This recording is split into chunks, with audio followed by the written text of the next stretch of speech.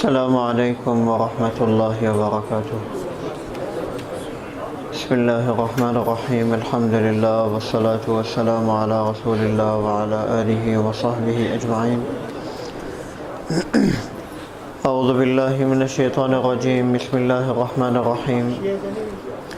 إنا أنزلناه في ليلة القدر وما أدراك ما ليلة القدر ليلة القدر خير من ألف شهر. صدق الله العظيم. We are in very blessed days, and tonight will be the 27th night.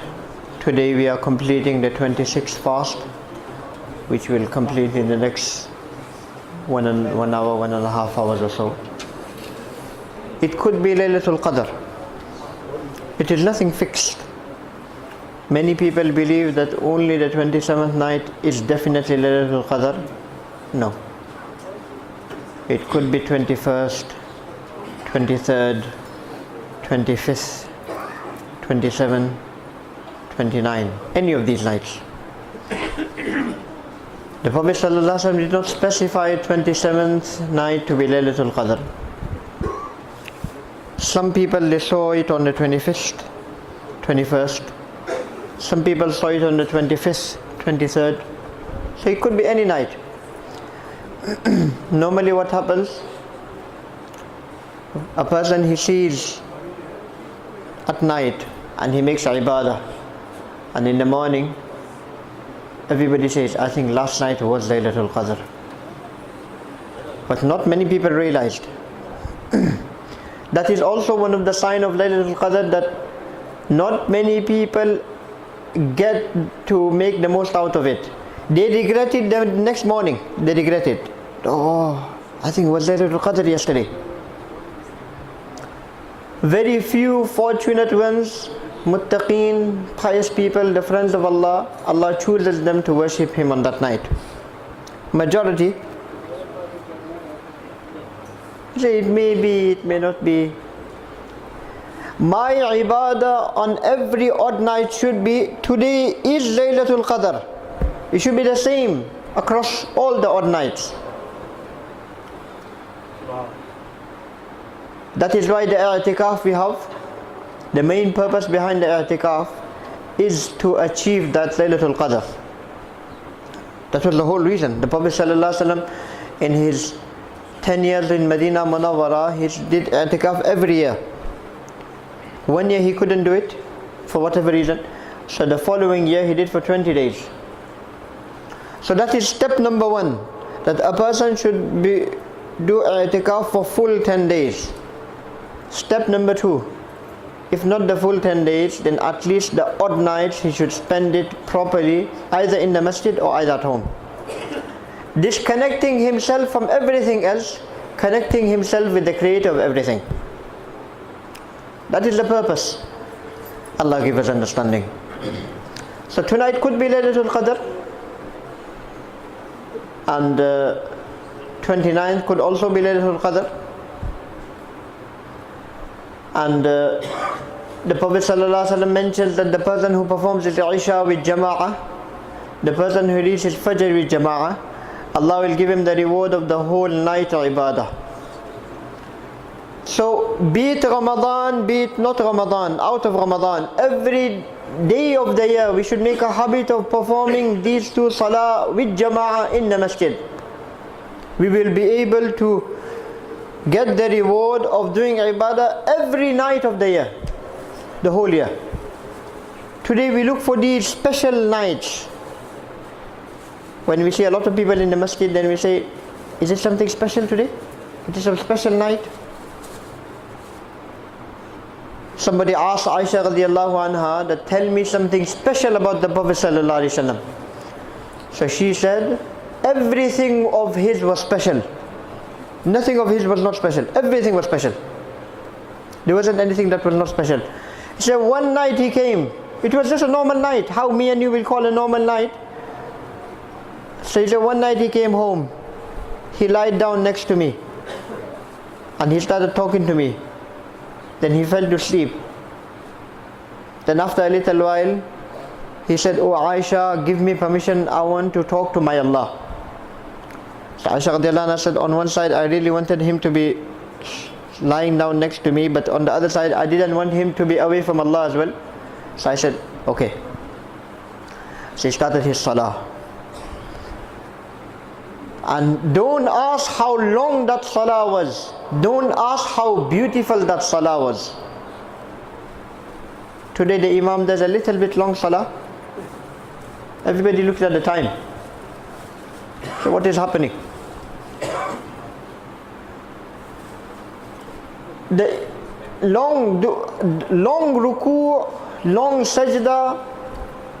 Hudayfa radiallahu anhu says that the Prophet sallallahu alaihi wasallam, he started his tahajjud salah, qiyamul layl, Suratul Fatiha, Suratul Baqarah, Surat Ali Imran, Suratul Nisa, Suratul Ma'idah, Suratul...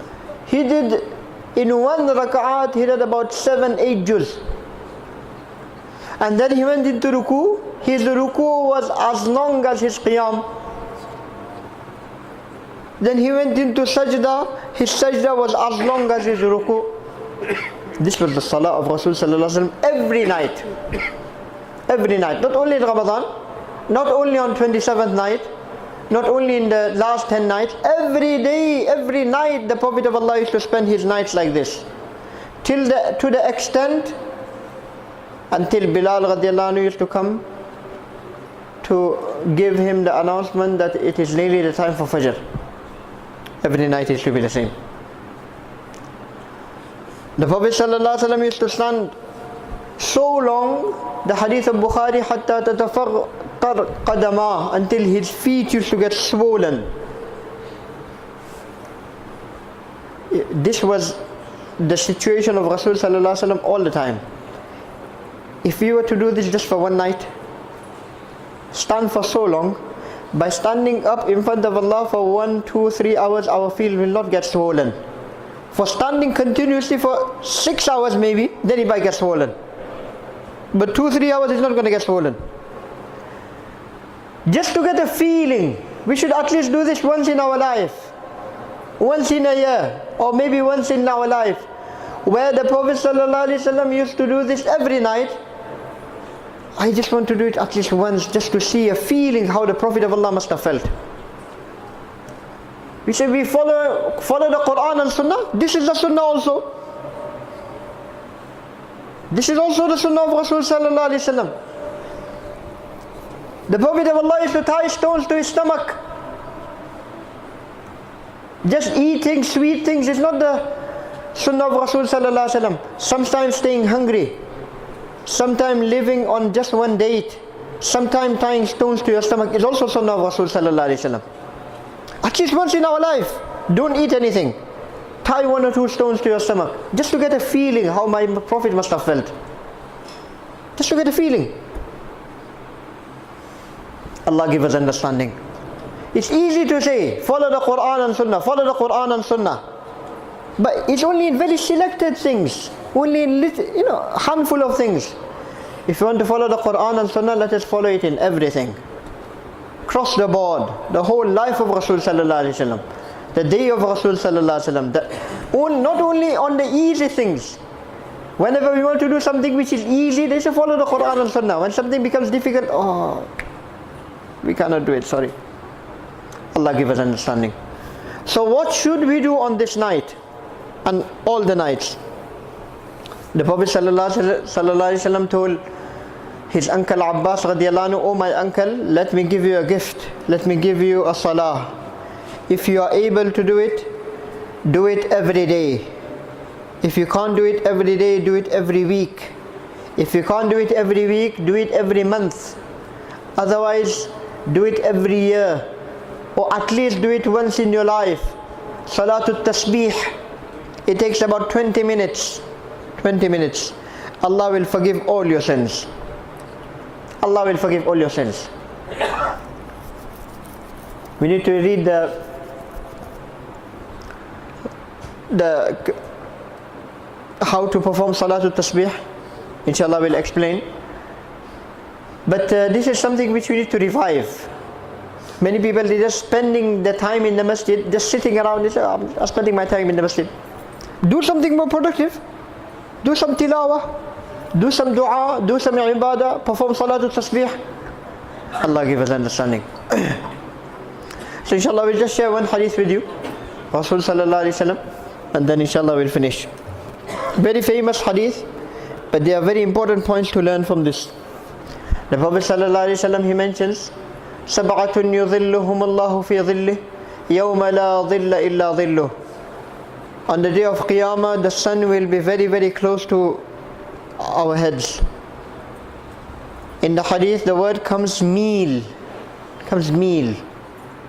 Mil could mean a mile, or it could also mean when you are trying to put surma on your eyes, antimony, when you try to put the stick that you use, that is also known as mil in Arabic. So the sun will be about a mile away, a mil away. It could be that long distance of a mile, or it could just be that long of a stick. So the sun will be right there. At the moment the sun is millions of miles away. If it gets a little bit, an inch closer, we would roast. If we would go an inch behind, we would die out of cold. Just a little bit of heat outside and we get frustrated. We start. On the day of Qiyamah, the Prophet ﷺ mentions people will be in sweat up till the knees. They will be drowning in sweat until the stomach. They will be in sweat until the necks. And there will be certain people who will be completely in the sweat. But there will be certain type of people who Allah will give them VIP treatment under the shade of Allah, enjoying the blessings of Allah, enjoying the fruits of Jannah, enjoying the water of Kawthar, enjoying the time under the shade of Allah. 7 types of people. Imamun Adil, a just ruler. When me and you listen to this, when me and you hear this, when we read this, then we think, oh, this is just for the kings. This is just for the rulers. I'm not a king. No. Every person, Allah has given kingdom over his body. This 5 foot, 6 foot, whatever body Allah has given a person, he is ruling this body. He can either use the parts of his body to please Allah, or he can either use it to displease Allah. These eyes Allah has given us. He can either use it to please Allah, he can either use it to displease Allah. Don't think it's my life, I can do whatever I want. No.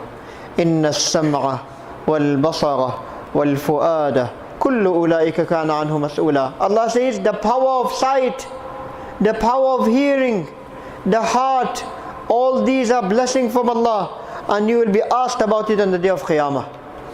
You will have to give account for it. How did you use?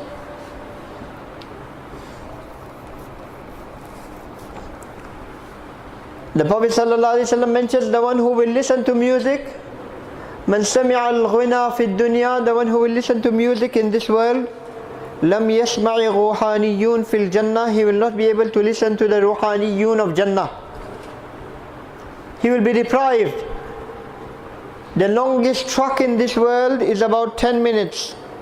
After 10 minutes it starts getting boring. So I'll change the truck. The shortest truck in Jannah is 70 years. Why compromise? Why compromise? Why compromise the 70 years for a 10-minute truck? And then they will still enjoy. Then they will still want to do more. An announcement will be made on the day of Qiyamah.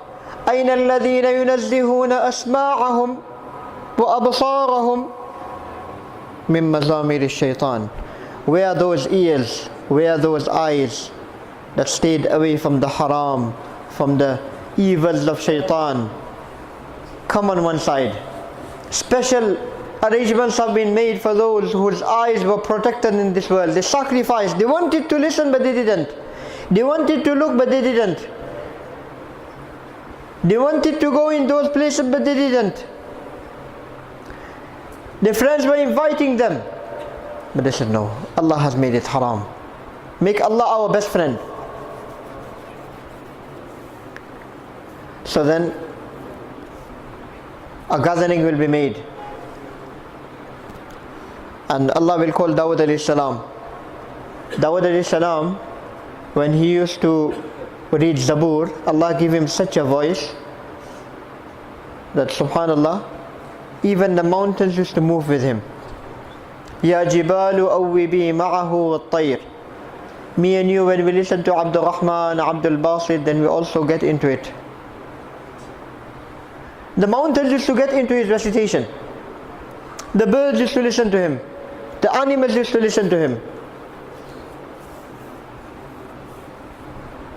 Abu Musa Ashari radiallahu anhu is reading Quran. The Prophet of Allah goes past and he says, last night I was listening to your Quran and you remind me that Allah has given you one of the flutes of Dawood. What a voice. Not my word. The Prophet of Allah is saying to him. Today me and you are telling ourselves, I did very good.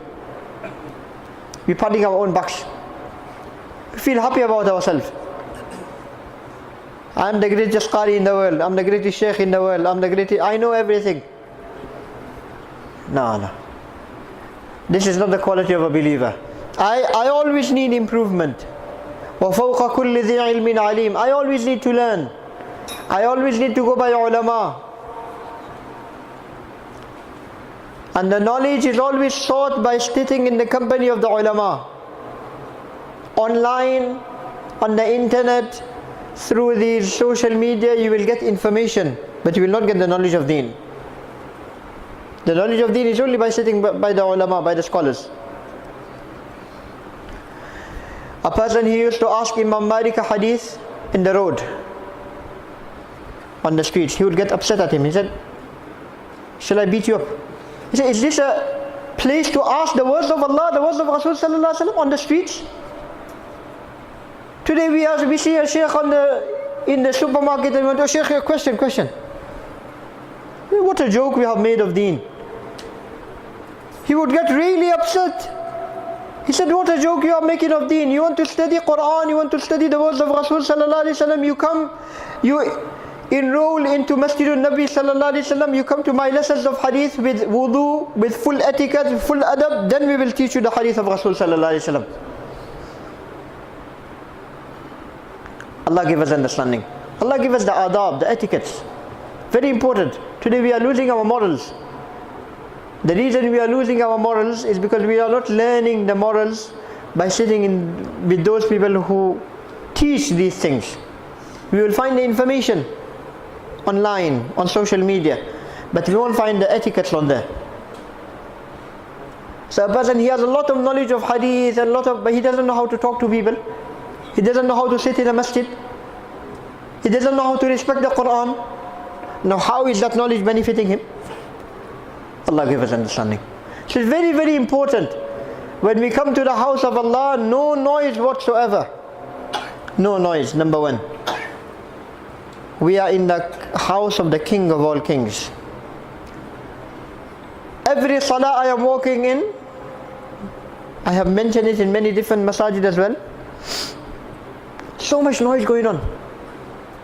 The other day I was in another city, I was giving a talk. 2 minutes before salah I walked in, it felt like as if it was a community center. People, they don't meet anybody else anywhere, they want to meet them in the masjid. How are you, how's this? So you house in the house of Allah, people are reading the Quran. People are performing salah. How dare you make any noise? Two people were making noise in Masjidul Nabi sallallahu alaihi wasallam. They were talking. Umar radiallahu anhu became so upset. He told one Sahabi, bring those two to me. So when those two were brought, he said, who are you? Why don't you understand? You're making noise in the masjid. So he said, sorry, we are not from Medina. We are from outside. We never knew the rules. So he said, okay, I've let you off. If you were local people and you were making noise like this, I would have punished you. Would have taught you a lesson. You would never be able to do this again. How dare you make noises like this in the house of Allah? That is why Umar radiallahu anhu had a special area made outside the masjid, courtyard.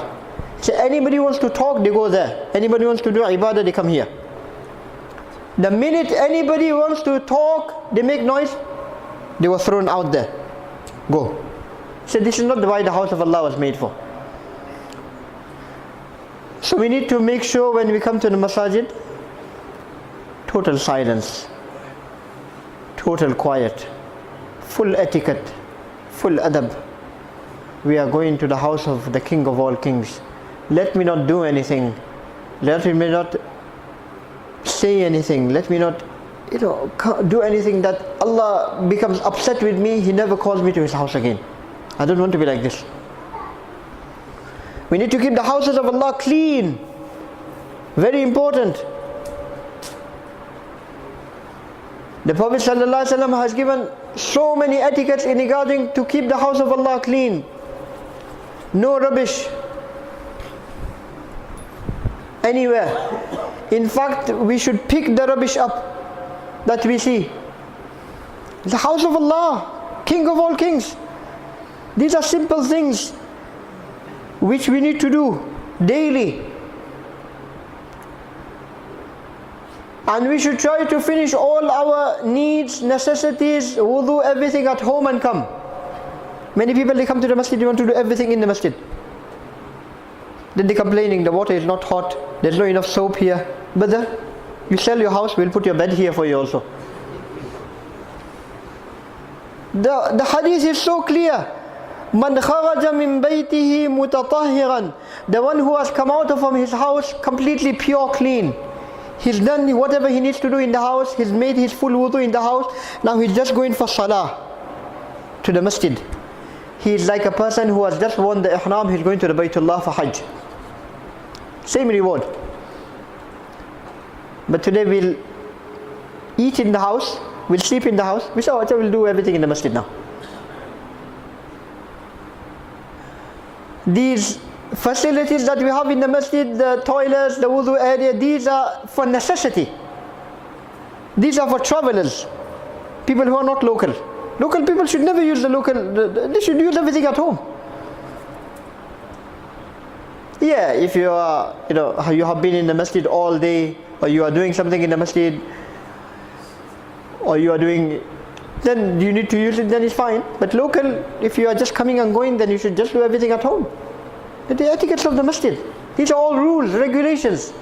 Imam Bukhari has written a whole book on this. Al-Adab al-Mufrad. The etiquettes, manners in Islam. We look after the house of Allah, Allah will look after our houses. We respect the house of Allah, Allah will respect our houses. We protect the house of Allah, Allah will protect our homes. Today we see problems in our homes. We see issues going on in our own homes. It's because we are not respecting the house of Allah. We show Allah how honorable His house is. Allah will look after our houses. So we were talking about Dawud alayhi salam. Allah will ask after Dawud alayhi salam finishes Zabur, how was it? She said, wow, this was amazing. Then Allah will call the Hur of Jannah. So now you read. So the Hur of Jannah will be charming, singing the praises of Allah. The birds of Jannah will be chirping. The winds of Jannah will be blowing. The breeze of Jannah will be soothing. And all these things together, imagine the scenery. It cannot be imagined. Jannah is something which is unimaginable. Just giving you a rough idea. Then Allah will say, how was this? I say, wow. Can there be anything better than this? Then Allah will call Rasul sallallahu alaihi wasallam. Say, read Quran. Imagine the Prophet of Allah reading the Quran. Imagine. Subhanallah. Can there be anything better than the Prophet of Allah on whom the Quran was revealed? وَفِينَا رَسُولُ اللَّهِ يَتْلُو كِتَابًا. Abdullah ibn Rawaha radiallahu anhu is saying, do you know who we had amongst us? We had the Prophet of Allah. That speaks everything. Somebody said, how is Jannah? She said, what is in Jannah? She said, the Prophet of Allah is in there. That's it. That's all you need. What more do you need? The Prophet of Allah is in Jannah. So the Prophet of Allah read the Quran. And then Allah will say, how was this? She said, Subhanallah. Then Allah Himself will read. Not Abdul Rahman, Ar-Rahman Himself. Not Abdul Basit, Al-Basit Himself.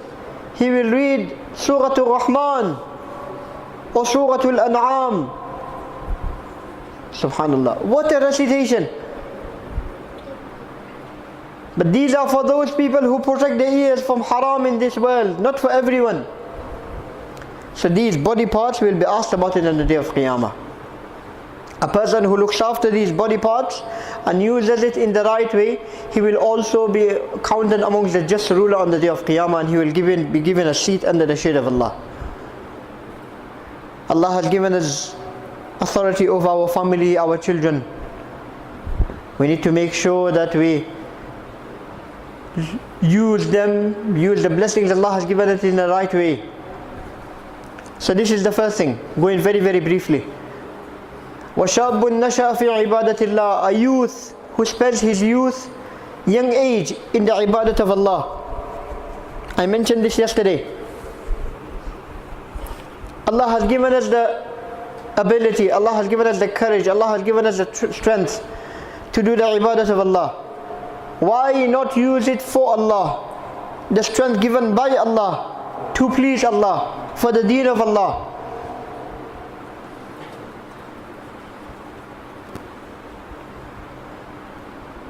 وَرَجُلٌ قَلْبُهُ مُعَلَّقٌ بِالْمَسَاجِدِ. A person whose heart is linked to the masjid. He's at work, he's in his house, he's doing shopping in the market, but his eyes are always at the clock. I need to go to the masjid for Maghrib, I need to go to the masjid for Isha, I need to go to the masjid for Fajr. His eyes are always on the time. Whatever I need to do, I need to quickly finish, get back to the masjid. His heart is linked to the masjid. Not only in Ramadan, all the time. Alhamdulillah, in Ramadan our hearts are linked to the masjid. Allah keep it linked even after Ramadan. In Ramadan we see a lot of blessings of Allah.